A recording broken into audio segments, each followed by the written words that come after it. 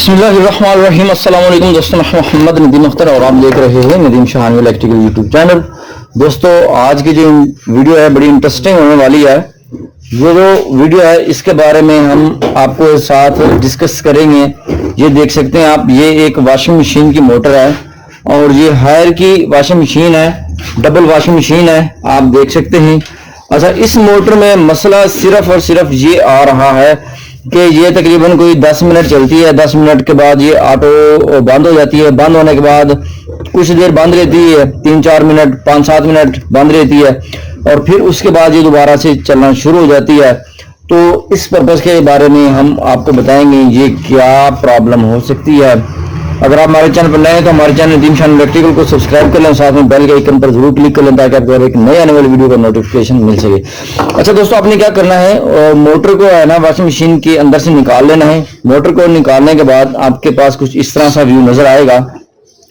इसके अंदर आपको नजर आएगा यहाँ पर लगा हुआ एक कटआउट, ये यहाँ पर, ठीक है जी।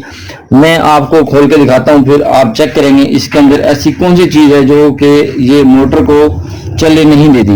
असल में होता क्या है, ये इसके अंदर एक कटआउट लगा होता है, ये थर्मोस्टेट की तरह ये काम करता है, ये आप देख सकते हैं, ठीक है।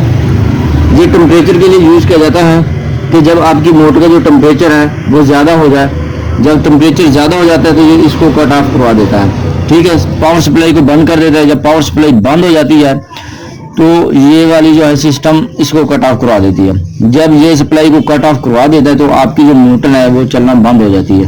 जब आपकी मोटर का टेम्परेचर लो हो जाता है, ठंडी हो जाती है, फिर ये इसके अंदर से जो पॉइंट है वो आपस में टच हो जाते हैं। पॉइंट टच होने के बाद आपकी जो है मोटर चलना शुरू हो जाती है। अच्छा, इसका जो मसला आता है वो ये होता है, या तो आपकी जो मोटर है अम्पेयर ज्यादा ले रही है, आपने चेक कर लेना है आपकी मोटर जो है 1-1.5 एम्पेयर से ज्यादा एम्पेयर न ले। अगर 1-1.5 एम्पेयर ले रही है और मोटर फिर भी गर्म हो रही है तो फिर आपका मसला है कि आपकी मोटर क्रॉस हो सकती है। अगर आपकी मोटर दुरुस्त है, एक सिमत में सही चल रही है, दूसरी सिमत में भी सही चल रही है और फिर भी मसला कर रही है, तो आप ये करें कि इसको खोलने के बाद अपने वाइंडिंग को चेक करें। वाइंडिंग की हालत बिल्कुल आपको एक्यूरेसी जो है वो बिल्कुल दुरुस्त नजर आ रही है और बिल्कुल सही नजर आ रही है, तो फिर आपने करना क्या है कि इसके अंदर जो है ये वाला जो है थर्मो स्टेट लगा हुआ है, आपने इसको काट के तो क्या करना है, ये वाले जो 2 तारें हैं ये आपको नजर आ रही होंगी, इन 2 तारों को आपस में जोड़ लगा देनी। जोड़ लगाने के बाद इसको टेप कर देनी। टेप करने के बाद ये वाला जो सिस्टम है ये कट ऑफ हो जाएगा। जब ये कट ऑफ हो जाएगा फिर आपका ये बार बार बंद नहीं होगी। अच्छा, इसको कट ऑफ नहीं करना चाहिए, वैसे ये सेफ्टी होती है मोटर की। अगर आपको ये नया मिलता है तो ठीक है, अगर आपको नया नहीं मिलता तो आप इसके तारों को जोड़ लगा दें और बंद कर दें इसको। अगर आपको नया मिलता है तो नया लगा के इसके अंदर आप इंस्टॉल कर सकते हैं। इससे मोटर की सेफ्टी होती है। ये जो चीज़ है बड़ी बेहतरीन चीज़ है जो मोटर के अंदर, हर एक मोटर के अंदर इंस्टॉल होनी चाहिए, जो कि नहीं की जाती। ये मोटर की सेफ्टी के लिए होता है।